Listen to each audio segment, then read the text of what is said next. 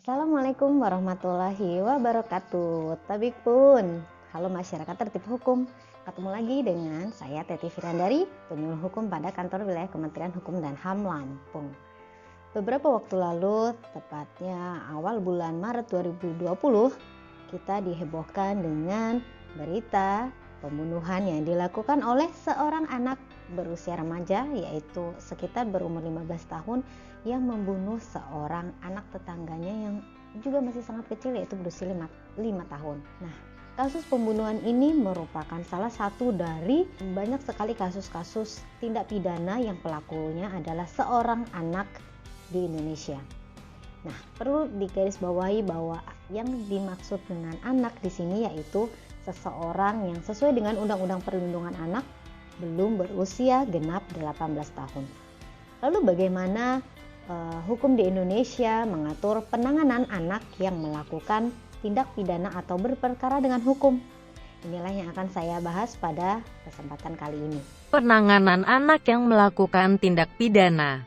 Dalam penanganan perkara anak yang berhadapan dengan hukum atau ABH, ada beberapa peraturan yang secara khusus mengatur. Di antaranya yaitu Undang-Undang Nomor 11 Tahun 2012 tentang Sistem Peradilan Pidana Anak, Undang-Undang Nomor 35 Tahun 2014 tentang Perlindungan Anak, Peraturan Mahkamah Agung Nomor 4 Tahun 2014 tentang pelaksanaan diversi dalam Sistem Peradilan Pidana Anak.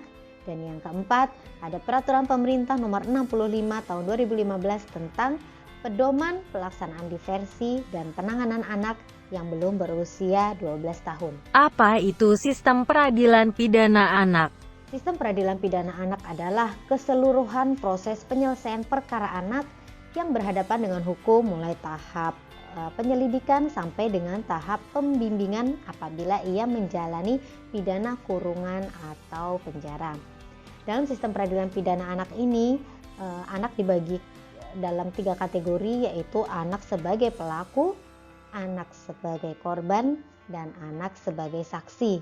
Nah, pada kesempatan kali ini saya secara khusus ingin membahas bagaimana anak sebagai pelaku atau anak diduga atau anak melakukan tindak pidana atau kejahatan pidana sesuai dengan sistem peradilan pidana anak di Indonesia. Dalam hal anak melakukan tindak pidana, maka berdasarkan sistem peradilan pidana anak, semua pihak wajib mengutamakan pendekatan keadilan restoratif atau biasa juga disebut dengan restoratif justice. Apa itu keadilan restoratif? Keadilan restoratif adalah penyelesaian perkara tindak pidana yang melibatkan pelaku, korban, orang tua pelaku dan atau korban, serta pembimbing kemasyarakatan untuk secara bersama-sama mencari penyelesaian yang adil dengan menekankan pemulihan kembali pada keadaan semula atau mengembalikan anak ke lingkungan asalnya atau lingkungan sosialnya. Keadilan restoratif selain wajib untuk memperhatikan kepentingan si pelaku atau anak ini, juga wajib untuk memperhatikan kepentingan korban, kesejahteraan dan tanggung jawab anak, penghindaran stigma negatif, penghindaran pembalasan, keharmonisan masyarakat, serta kepatuhan, kesusilaan, dan ketertiban umum. Terhadap anak yang berusia kurang dari 12 tahun, maka penyidik dan pembimbing kemasyarakatan mengambil kesimpulan untuk menyerahkan kepada orang tua atau wali dari si anak, atau mengikut sertakan dalam program pendidikan, pembimbingan pada instansi yang ditunjuk sesuai dengan sistem peradilan pidana anak. Proses peradilan perkara anak sejak ia ditangkap, ditahan, dan diadili, pembinaannya wajib dilakukan oleh pejabat khusus yang memahami masalah anak. Dan anak wajib didampingi oleh pembimbing kemasyarakatan dan atau orang tua.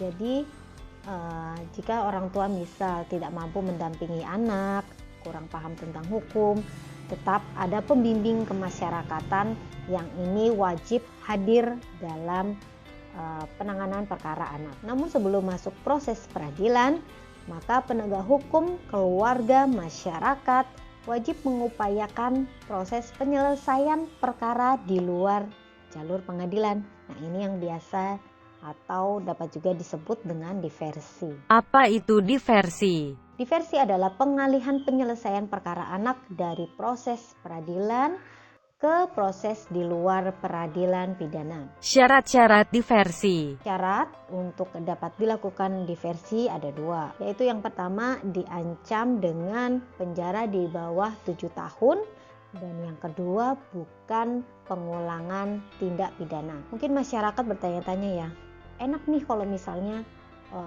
si anak melakukan tindak pidana terus bisa bebas begitu aja tanpa dipidana atau dipenjara. Di sini perlu kita beri pemahaman bahwa untuk diversi anak ini hanya dapat ditempuh apabila memenuhi 2 syarat itu. Yang pertama yaitu tadi diancam dengan pidana di bawah 7 tahun. Jadi memang bukan tindak pidana yang berat. Kemudian yang kedua bukan pengulangan tindak pidana. Misal si anak melakukan pencurian. Kalau untuk kasus pertama bisa ditempuh diversi, tapi jika memang sudah berulang kali, kedua kali, ini prosesnya tidak bisa kita upayakan untuk diversi atau penyelesaian perkara di luar pengadilan. Lalu apa sih tujuan dari pelaksanaan diversi terhadap anak ini? Jadi ada beberapa tujuan, yaitu salah satunya selain untuk mencapai perdamaian antara anak dan korban, kemudian menghindarkan anak dari proses pemidanaan atau perampasan kemerdekaan, juga untuk menghindari dari stigma negatif masyarakat. Karena jika anak sudah dipidana, keluar dari penjara, akhirnya timbul stigma negatif di masyarakat. Oh, si anak ini anak nakal. Jadi kita atau pemerintah, undang-undang sistem peradilan pidana anak melindungi anak untuk terhindar dari stigma negatif di masyarakat. Kesepakatan diversi untuk menyelesaikan tindak pidana yang berupa pelanggaran, tindak pidana ringan, tindak pidana yang tidak ada korban, atau nilai kerugian korban yang tidak melebihi dari upah minimum provinsi dapat dilakukan oleh penyidik bersama pelaku dan atau keluarganya, pembimbing kemasyarakatan, serta dapat melibatkan tokoh masyarakat. Bentuk kesepakatan diversi. Hasil kesepakatan diversi dapat berbentuk antara lain perdamaian dengan atau tanpa ganti kerugian. Kemudian yang kedua, penyerahan kembali kepada orang tua atau walinya. Yang ketiga, keikutsertaan dalam pendidikan atau pelatihan di lembaga pendidikan atau LPKS paling lama 3 bulan. Dan yang keempat, pelayanan kepada masyarakat. Dalam hal penanganan perkara anak, ada beberapa hal yang perlu untuk masyarakat ketahui, yaitu yang pertama, wajib memperhatikan kepentingan terbaik bagi anak dan mengusahakan suasana kekeluargaan tetap terpelihara. 2. Identitas anak wajib untuk dirahasiakan dari pemberitaan media elektronik atau media cetak. 3. Dalam setiap tingkat pemeriksaan, anak wajib diberikan bantuan hukum dan didampingi oleh pembimbing kemasyarakatan atau pendamping lain sesuai dengan ketentuan peraturan perundang-undangan.